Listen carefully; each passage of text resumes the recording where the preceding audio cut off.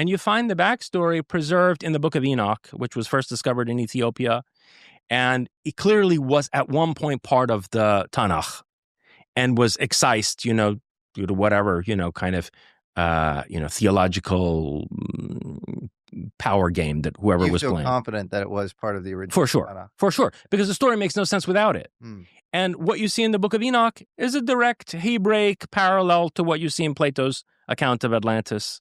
And then, other cultures have their own versions of that. The Mayans do too. In Enoch, it's the Watchers or whatever. And so, okay, how does all of this connect to the UFO story? Because you hear, I don't know, like, for example, Diana Pasulka came on my podcast and she said, Jacques Vallée is very interested in the devil and demons and fallen angels. I'm having lunch with Jacques Vallée. So we're in his study, and it's really amazingly beautiful here in the Bay Area. And he starts to explain a couple of things to me, and I notice a bunch of books on shelves, and I notice those things, right? Yeah. So I go and I start to look to see what he has on this one shelf, and then he takes one of the books off, and it was a book about angels. And he says, of course, you can't have one without the other, right? Because he picked up another book and he said, you need to read this book. And whenever he says that to me, of course, I'm going to get the book and read it. But this one was weird. So he showed it to me, and it was the history of Satan. It just had these big words on it that says Satan. And again, if I wasn't a little bit concerned before, I was absolutely concerned at that point. I was like, Jacques Vallée is handing me this book that says Satan on it. And so he said, look at the pagination. So I, looked at the pagination. It was 666. Whoa. Yeah, I thought that was so, of course. Wild. It was a really weird moment. And he said that in the States, we think of Satan or the devil as really, really terrible, right? But, he said that the French, they have a different view of it, and it's less sensationalist. That's what he was saying. So what does all of this have to do with the modern kind of UFO topic? Well, I knew Jacques Vallée for a while, and I spoke to him this morning, actually. Yeah. So after, I think it was 7, within 9 months of the time Prometheus and Atlas came out, he had invited me to his home, and we had a nice dinner and a fairly intimate conversation. And I brought this question up with him, and because we were discussing basically, and we'll come around to this, time travel, and whether, he believed that these were basically humans that were reaching back into our epoch from the future, and that essentially, there was a breakaway civilization that had developed a hyperdimensional relationship to the various space-times of the epochs of human history. That a breakaway civilization with time travel essentially was able to have a fifth dimensional relationship with the various 4D space-times of different human historical epochs, right? And I basically said to him, well, some sort of multiverse management system. Yes, and I think that's a branch management system. And I think that's definitely part of what's going on, right? So how I start my book, Closer Encounters, is I lay out all the different hypotheses. Of course, the ETH, the extraterrestrial hypothesis, and then, time travel, interdimensional hypothesis, the psychic projections hypothesis, crypto-terrestrial, meaning survivors of Atlantis, which we're touching on here, and ultimately also avatars of a simulacrum. Are we living in a simulacrum? Are these in some sense avatars from the programming level of the simulacrum, which is something that Vallée, as a computer scientist, also has intimated in various writings of his. So, but the point is this, that, we were discussing this, hyperdimensional, extratemporal relationship that these entities have to humans in various historical epochs. And I said to him, well, if this is what you think, why aren't you more direct about expressing that? And he said, because it involves deeply entrenched religious sensibilities of various societies. And there's a sociological dimension to this that could be catastrophic in terms of religious belief systems. We're skipping over one part, which is, what does he think? What is the relationship between, the devil, demonic, and UFOs and all this stuff? I didn't pin him down on that, so I don't want to speak for him, but I suspect that what a lot of people are concerned about, including people in the deep state of our own government, first and foremost, is that the bad guys won. In the struggle over reshaping human history, we wound up losing a rebellion against a control system that abides to this day. And the meta-narratives that have dominated the rise and fall of various societies throughout the course of history, including, for example, the destruction of the secular humanistic culture of the late Roman Empire, the Library of Alexandria, libraries at Corinth, the entire, that I'm getting this figure from Carl Sagan.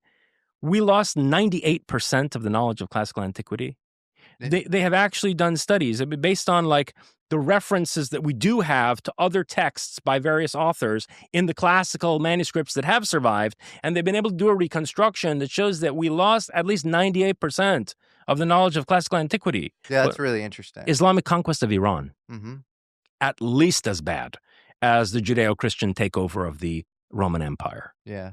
So, and you have all this kind of forbidden archaeology where you see precocious advancements in past civilizations that shouldn't really exist, whether it's a Sumerian model of the heliocentric universe or the Antikythera mechanism, which is this, kind of ancient, almost astronomically aligned computer system that is found on this, shipwreck in the Aegean Sea. You have a bunch of examples of this. Yes. So on the one hand, you have what look like gifts. Gifts from Prometheus, to speak archetypally. And on the other hand, you have attempts to decimate human knowledge and engineer regression and retardation to basically, reverse human progress. And one of the most interesting episodes. Who would that benefit? This sort of whoever's running the control system, Malthusian, feast and famine sort of cyclical, cataclysm thing. That would benefit whoever's running the control. Exactly. Do you have a model of who that is, or? Yeah, I do. Who is it? I do. So, okay, the devil's in the details, or maybe we should invert the religious symbolism there, right? But let me just point to one interesting example of this. Right before the Renaissance took place, right? I mean, Renaissance is obviously an example of a rebirth of the will to know and human cultivation, both artistically and scientifically, right? I mean, Prometheus didn't just bring science to humanity. Prometheus brought techne, both in the sense of the arts and the sciences. And so the Renaissance is a quintessentially Promethean phenomenon. It's interesting that immediately before the Renaissance, you had these huge UFO battles over various European cities. And they're reflected in the broadsheets of the time, the newspapers of the time. In Basel, Switzerland, in Nuremberg, in Germany, they show these huge battles between objects in the sky. Really? And some of them, I mean, you can, the Valets reprinted them in Wonders in the Sky. There are a number of texts on the UFO phenomenon.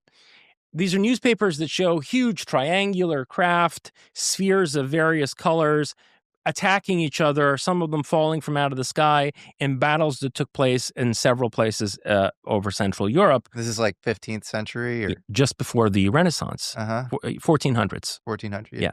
So just before So to me, that looks like the rebel faction gaining ground and opening up a space for humanity to progress again for a while, right? Now, there was also... Whoa, that's interesting. So you think that these celestial battles take place right before there's some airdropping of human technology or something?